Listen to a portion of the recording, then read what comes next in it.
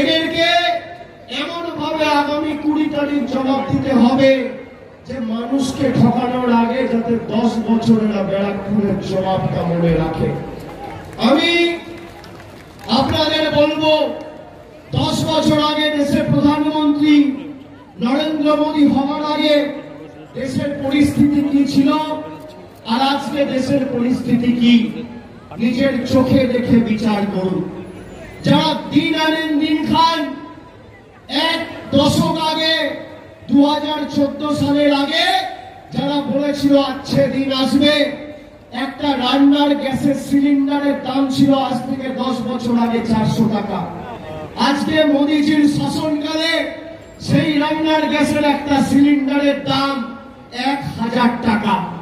ডিজেলের দাম ছিল 40 টাকা, আজকে ডিজেলের দাম 93 টাকা।